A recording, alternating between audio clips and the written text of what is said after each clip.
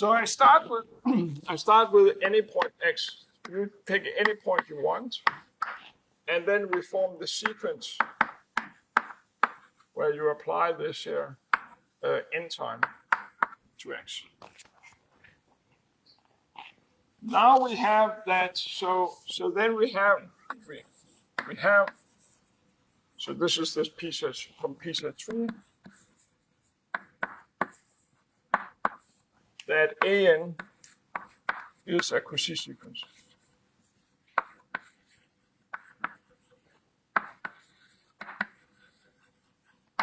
Okay, but then from Cauchy's convergence theorem,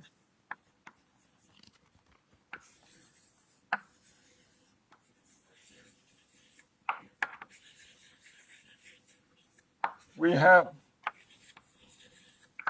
that an is converging, right? That this here is a Cauchy sequence, but the Cauchy convergence theorem say that any Cauchy sequence is actually convergent. So this here converges to some a. Okay, and now the idea is that we want to show. So we want to show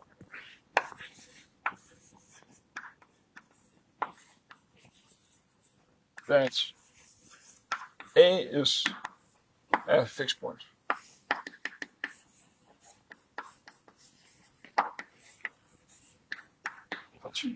So that's the idea. This is a kind of the contracting mapping theorem is actually extremely powerful. It can be used to solve what's called ODE, ordinary differential equations. And we'll talk a little bit about that at some later point in the class. But it can also be used to solve PDEs, which is more complicated, partial differential equation, and in all kind of other areas of math.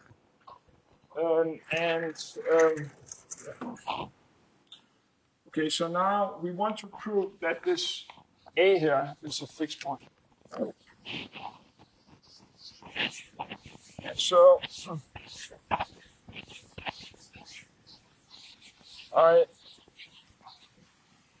we have, and we'll come back in just a minute. We'll prove something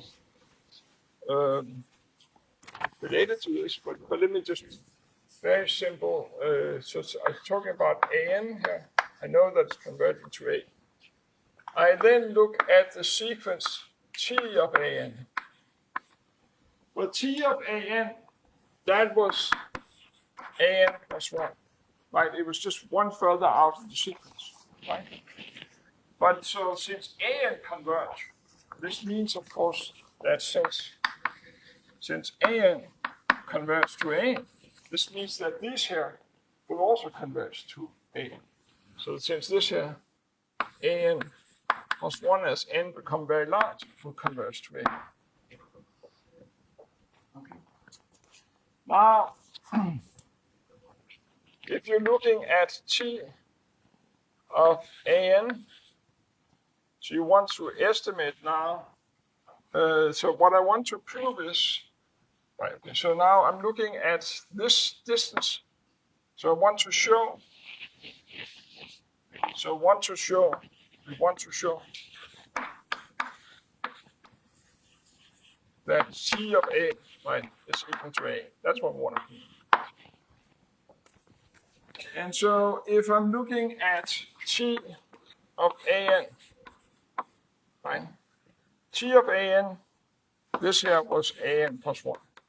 And so if I'm looking at T of an plus an minus T of A, right, because it is a contracting map, this thing here is bounded, is less or equal to C an minus A.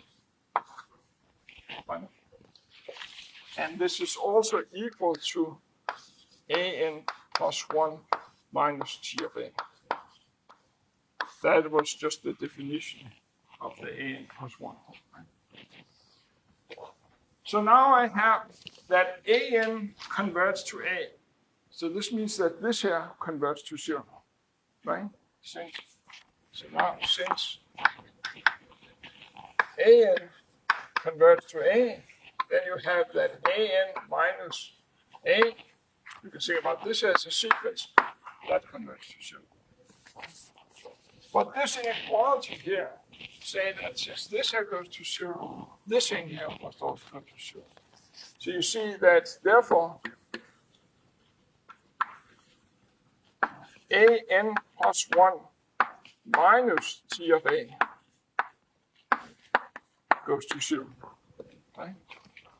So, but that this here goes to 0, this just means that AN plus 1, this much converge to T of A. Right? But this sequence already converts to A. There can only be one limit. Right? So we already have that AN plus 1 converts to A. But then these two numbers must be the same. Right? So the conclusion here is that A must be equal to T of A. Okay? So from the Cauchy's convergence theorem, then you get the contracting mapping theorem, and we already proved that there was, you get a fixed point, and we already knew that there was at most one fixed point. And so this is a very powerful idea, because for many things, it's almost impossible to find the actual fixed point. But what you do is that you're starting with some, right? So in this case, you just said you pick any x, and then you just apply the map enough times, right? Sometimes you would start with you can't find a fixed point, but you can find something pretty close to the fixed point.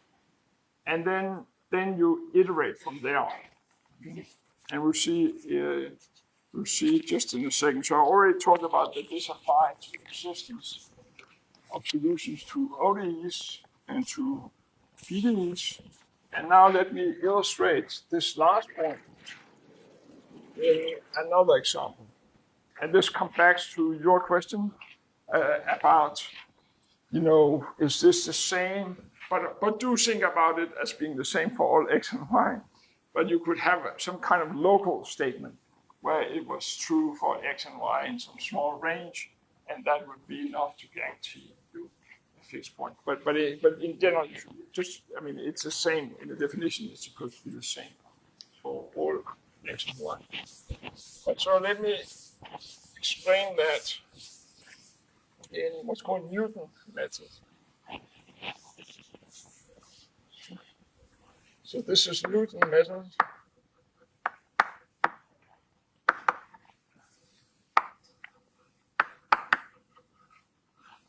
And so the idea is that you have a function. You have some function here. F, maybe it doesn't look like a function, but it's supposed to. This is f of x. And you want to find where this, or you want to find the point where this function vanishes. Okay? And so the method is sort of a numerical method to find such a point.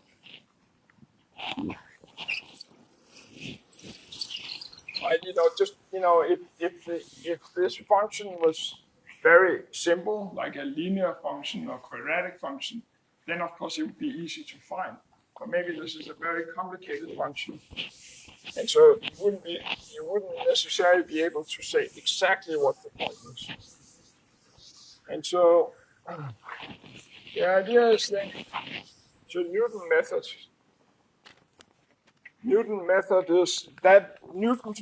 require that you start with a good guess. But this is the idea of the Newton method. So here's the idea. That we're looking at a function like this. I'm going to assume that this is that is not zero. So it's actually monotone is either increasing or decreasing. So I'm assuming that there's nowhere where the differential vanishes. And then I defined a map T of x to be equal to x minus f of x, f prime of x. This seems kind of, it seems, it seems maybe far away from contracting now. But if you define it like this, now let me take the derivative of this.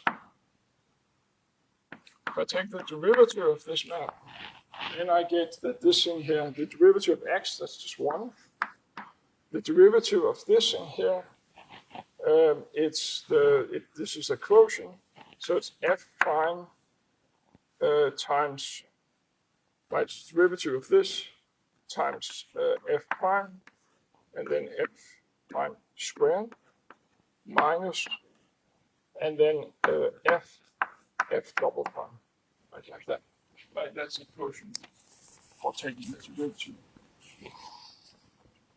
And so you see that you can write this, if you split this up into 2, this here is 1, you split it up to 2, this here is f prime squared divided by f prime squared, and then this here becomes plus, and then I'm writing it as f double prime over f prime squared.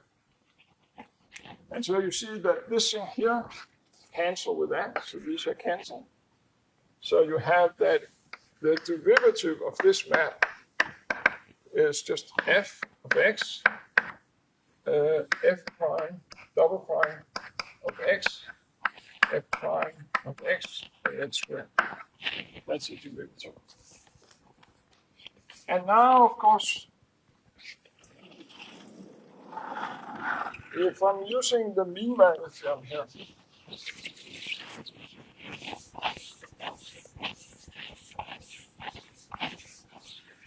then I have that the derivative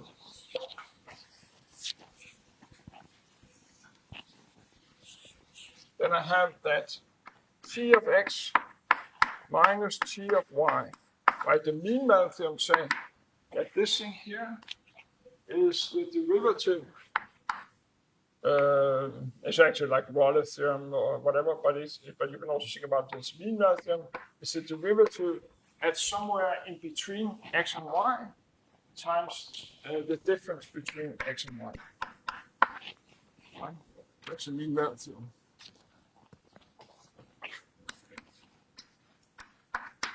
So you see that if we already knew, so if we can show, if we knew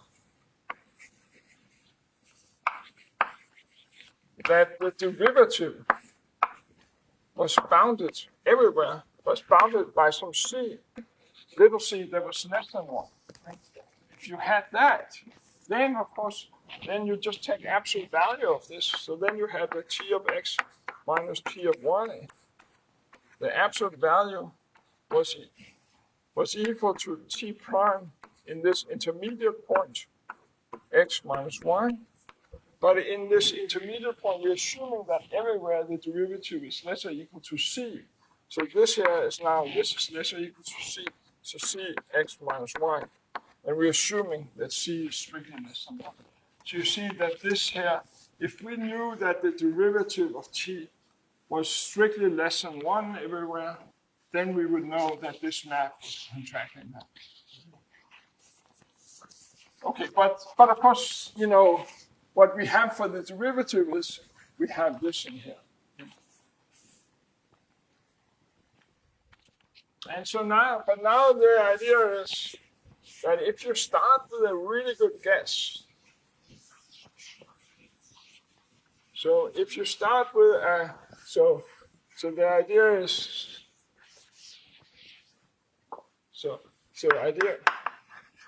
the idea of the Newton method is start with a good guess.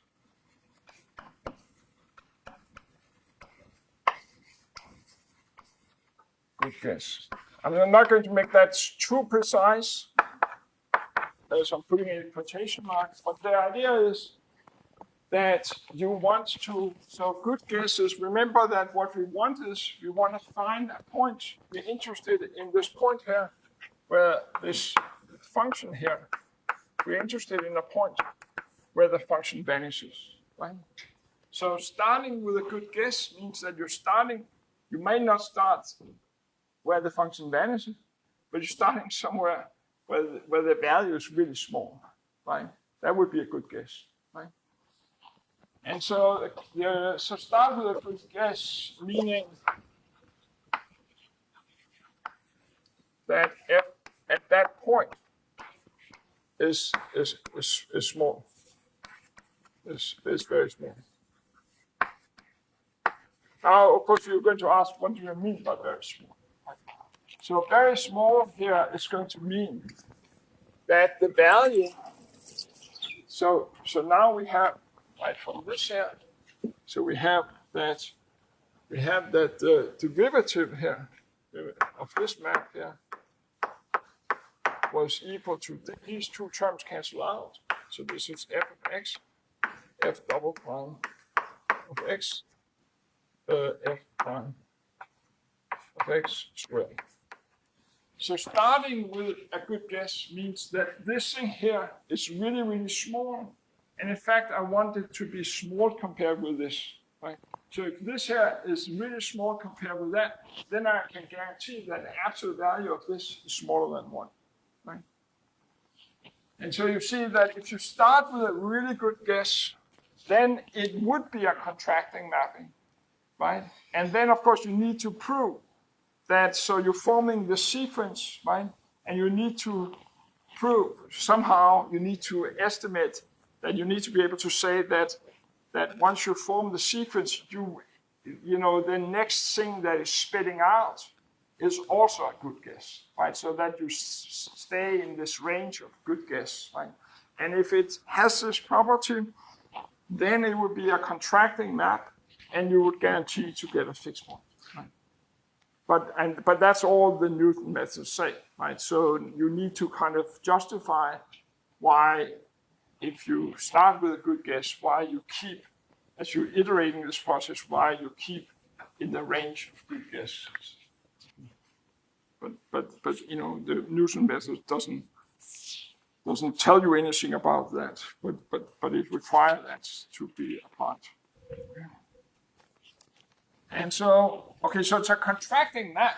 This T is a contracting map, right? If I can start with a good guess, and when I do this, when I form, so I start with this good guess, and then I'm looking at that the next thing is this T of x, and then I T squared of x, right? And I want all of these to also be good guesses. And then I'm saying that as n goes to infinity, these here is going to converge to this fixed point. I guess I called it x0. Well, this is the fixed point. Fixed point for t. Now, so now we started with a function, and what we were interested in, we wanted to find a root, so x0 where this function vanishes, right?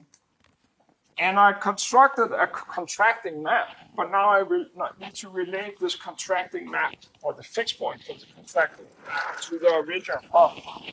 So what is a fixed point for the contracting map? So the map here, the map we defined was t of x is equal to x minus f of x over f prime of x. But a fixed point, so if x0 is a fixed point, then this means that this here is the same as x0 minus f of x0, f prime of x0. And now you can just write, so therefore this implies that f of x0 minus f of x0 over f prime of x0, this here, you can subtract x0 on both sides, that this is equal to 0. But that, of course, means that the denominator must be 0. So a fixed point is indeed a point where f of x 0 is equal to 0. Okay. Now, so now we want to prove the Cauchy convergence theorem. But we're going to cheat just a little bit because we are going to deduce it from another theorem that I will prove next time. So,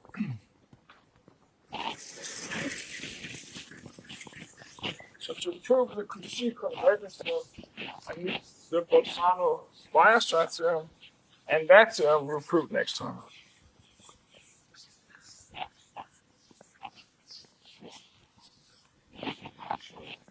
So what is a Bolzano?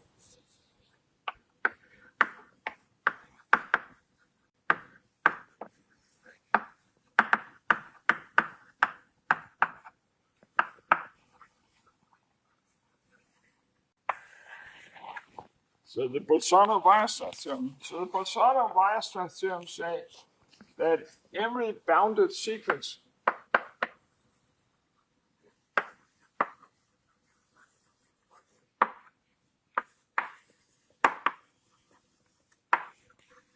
has a convergent subsequence. So that's a Bolzano-Weierstrass theorem. Okay. Now let's try to assume this again. I'll prove this next time. So let's use this here to prove the Cauchy convergence theorem.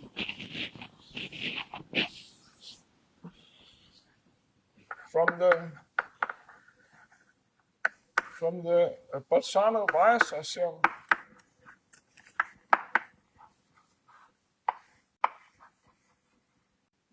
we get the Cauchy convergence theorem.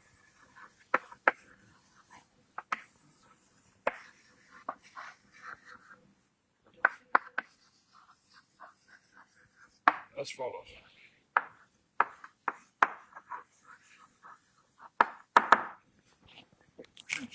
So remember the Cauchy convergence theorem saying that if you have a Cauchy sequence, then it is convergent. So suppose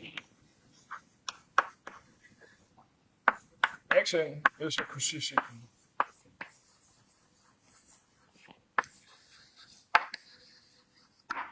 Okay? I want to prove that it's convergent. But we already showed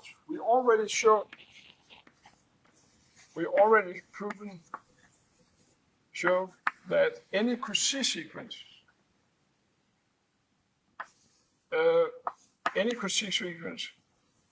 shown that Xn, any Cauchy sequence is bounded. Right? This we proved earlier. So now therefore by the Bolzano-Weierstrass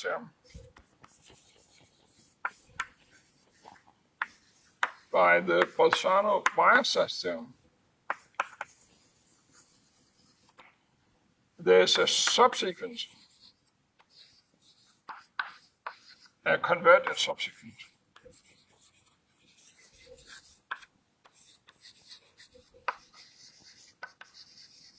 So there's a convergent subsequence, Xnk.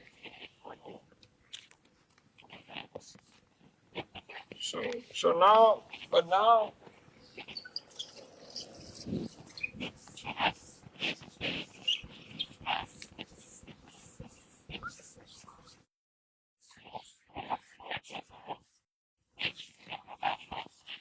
so you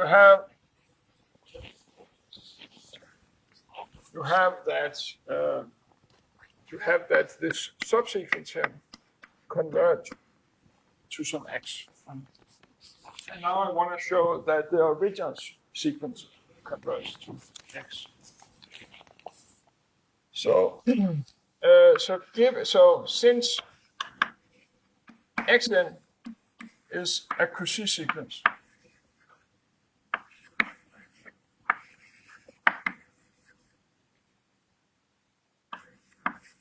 given epsilon greater than 0, there exists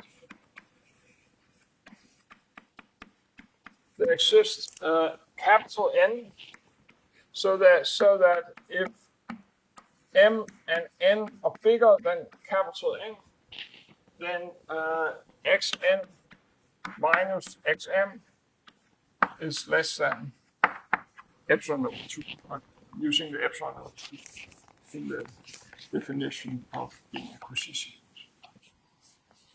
But now let's call this the existor N, let's call it N1.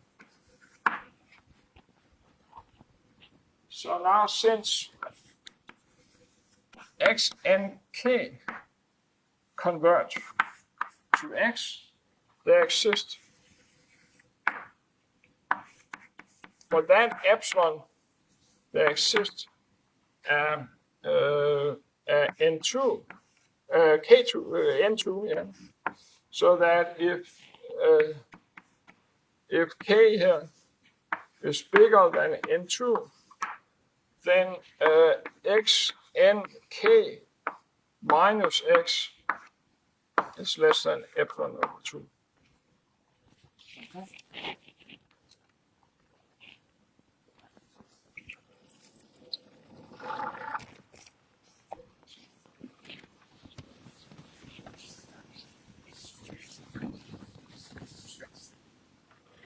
So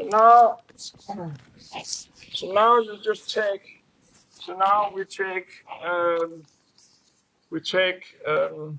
N to be equal to the maximum of N1 and N2. This is the one that corresponds to, right? So this is where K is taken equal to this N2.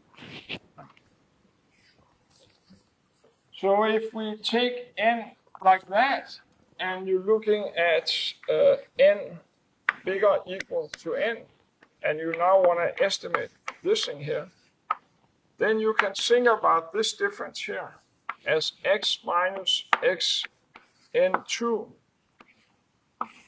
plus, Xn, like this, minus plus Xn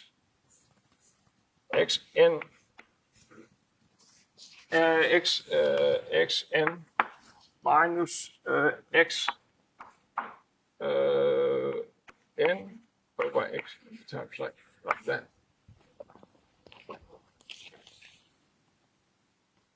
And this here is now in this, so this is now in this subsequence. And so one of them, this is less than epsilon over 2, and this here is less than epsilon over 2.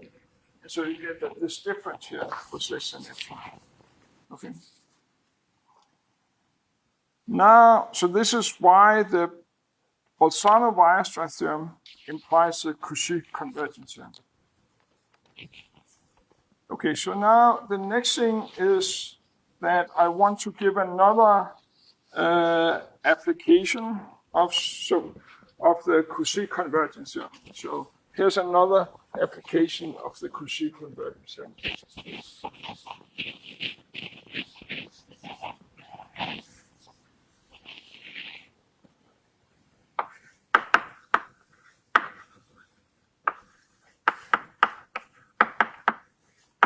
Right, so one application was to the contracting mapping theorem, but here's another application of the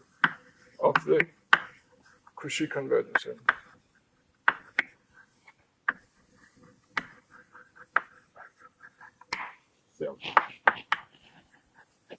So this is the extreme value theorem.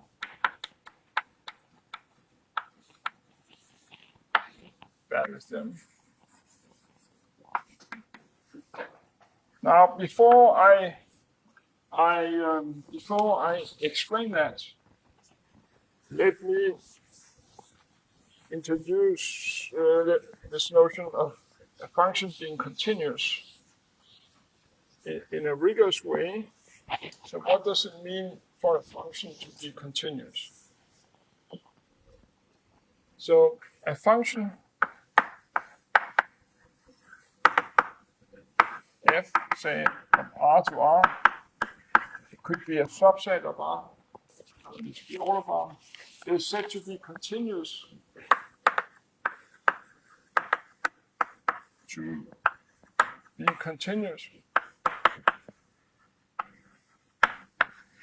at x0, at some point x0, if for all epsilon greater than 0, there exists delta greater than 0, such that if x minus x0 is smaller than delta, then the images are within epsilon of each other. So if you think about it, so if you have like the function, this is a function, you to say that it's continuous at some x0 means that if this thing here is, this here is now f of x0, if you take a little interval around here, this is an epsilon interval around here, then there should be some delta interval around here, so that if you're looking at images here, then it will map into here. Right, that's what it means to be continuous. Okay, so this is continuous at a point, and a function is said to be continuous if it's continuous at all points.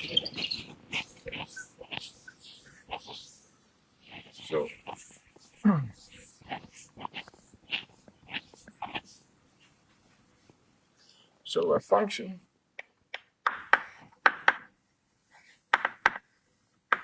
is said to be continuous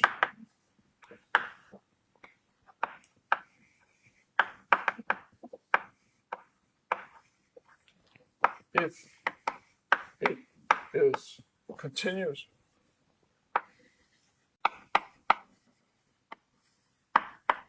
at all points.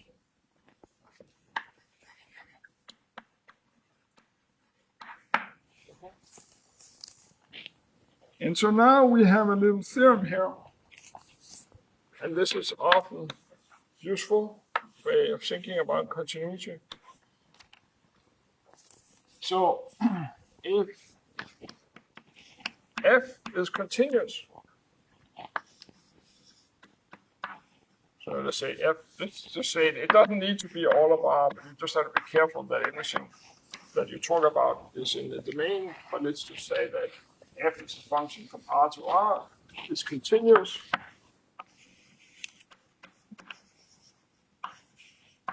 So if f is continuous and xn is a sequence that converges to x, then the images, so f of xn, this is another sequence, those converge to f of x. This is a useful way of thinking about it, being continuous. And so now why is this the case? So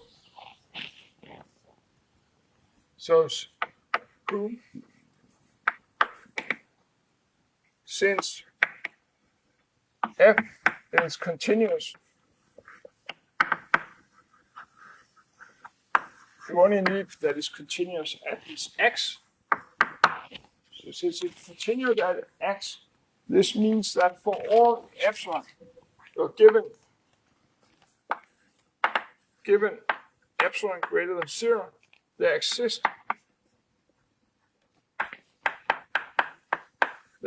delta greater than 0, such that if x minus y, this is this x here that you think about fixed. If you have another point that is within delta, then the images f of x minus f of y bounded by x. This is just that it's continuous at that one point x. Okay. Now, since xn converts to x, right? Since xn converts to x, this means that if you use this delta here in the definition of convergence, then there exists capital N such that if little n is bigger than capital N, then xn minus x is less than delta. But now you see that if little n is bigger than capital N, then this lies this close to x, but then this say that the images, so therefore the images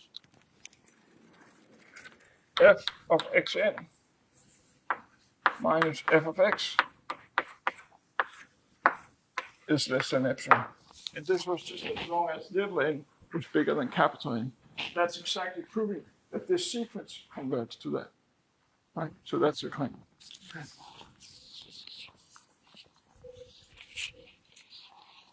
Now let's prove the extreme value theorem. So I need to state that first.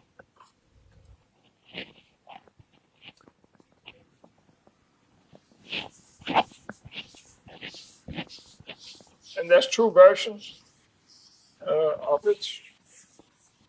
So extreme value theorem.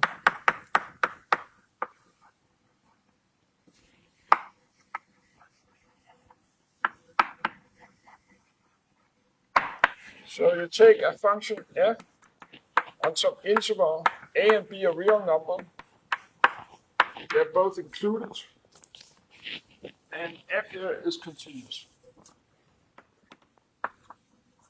It's continuous at all points. It needs to be continuous at all points. And this interval needs to contain the endpoint also. So if this here is continuous, then the sup of f is achieved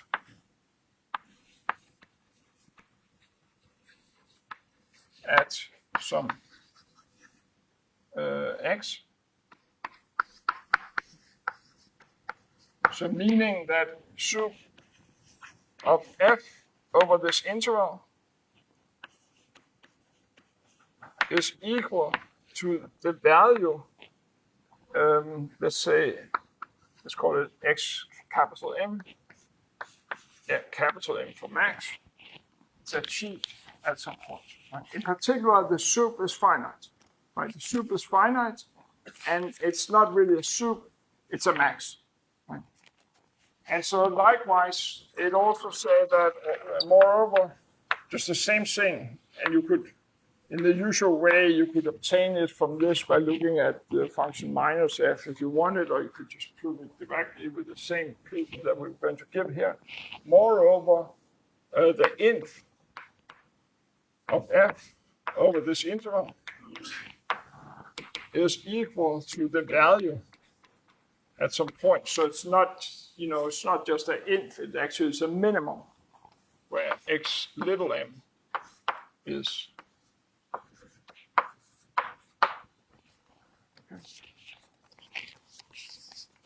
And so now let's try to prove that. And so this is going to use this theorem that we proved this theorem, and then it's going to use the Cauchy convergence theorem. Okay.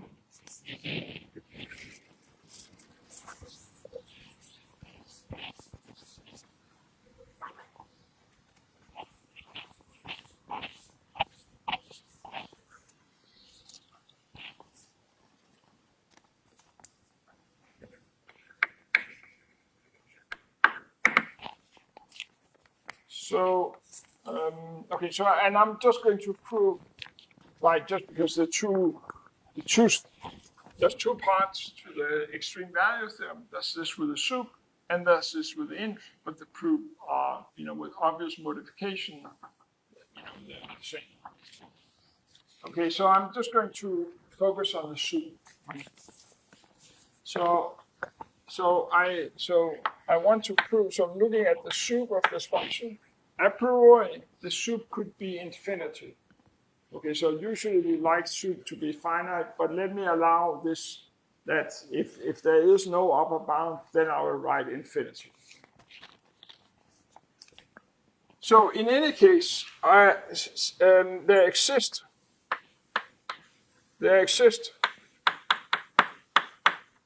xn, so that xn, so that f, there exists a sequence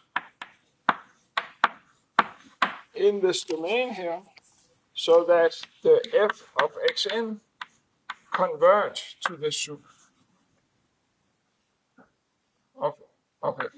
Right. Okay, I'm allowing here, and we don't usually like this, but I allow this here to be infinite. If it's infinite, then I just mean that there's a sequence where the value of these become larger and larger without it. Right. So I have that. But now you see this here is in this range. So this is a bounded, so note that xn, is a bounded sequence.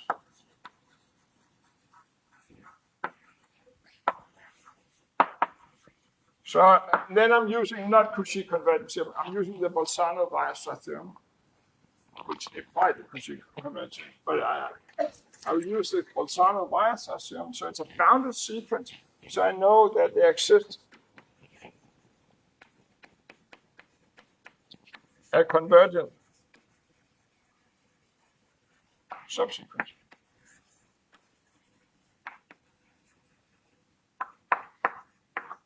It's a good exercise to see that this sequence in itself, you can just draw a little picture and you convince yourself that this sequence in itself may not be convergent. But after you pass to a subsequence, you can find a convergent subsequence. So it converges. So this here converges, and it converges to something in this interval, right? And that's important. So it converges to some x, and I call this x capital M. Okay. So it's converging, and the key point here is that this thing here is lying in this interval, and the function is defined, in particular at this point. Right? So if this here had not included the endpoint, it converts to one of the endpoints, but the function would not be defined there. So you wouldn't be able to conclude the extreme value thing. But anyway, so since we include the endpoint here, then now we have that from this theorem that is right here. We have that since this sequence converts to that, we have that the images convert to the image of x capital N. Right? But on the other hand, this sequence here was a subsequence of a sequence that converts to the soup, right? But if you take a sequence that converts to whatever number, then any subsequence will convert to the same number. So this here also converts to the soup, or to the soup of f. Right? And so this means that these two numbers here must be the same. Right? And so you should just, it will take you just a second to convince yourself that everything is fine. If a priori I didn't know that the soup was a finite number, but infinite, right? That it's still fine. But that should also take a minute to convince yourself about that. So that proves the extreme value theorem, right? That if you take a function that is continuous and defined on an interval where the interval includes both endpoints, then the soup is achieved, so the soup is really a max, and the by saying it's very similar proof, the infimum is also achieved, and so both the min and max exist. Yeah.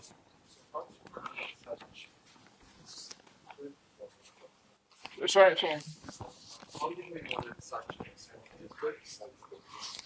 Okay, so that was yeah, that's right. So you're saying, so just here, so it was clear enough that it was a bounded sequence because it's lying in this bounded interval, right? So it's a bounded sequence. Are you asking why such a bounded sequence exists? Okay, so I just, so you have this function, right? So like this, so you take the soup of f over this interval. And so this means that if you take any epsilon and you subtract it from the soup, right? Then actually there must exist a x, depending on this epsilon, there must exist so that the value at this x is larger than this, right? And so you could imagine, instead of epsilon here, looking at a sequence like this, and then this here gives you a sequence like that. And so, right, so that would be how you construct it. And the same when you do this. And so once you have it, it's a bounded sequence because it's lie between A and B, right? You're using the Bolzano-Weierstrass theorem that we'll prove next time to get a convergent subsequence. And then you apply the theorem, this theorem here, right, to get that, in that case, the maximum, and likewise for the minimum, that they are achieved. Any questions? Great.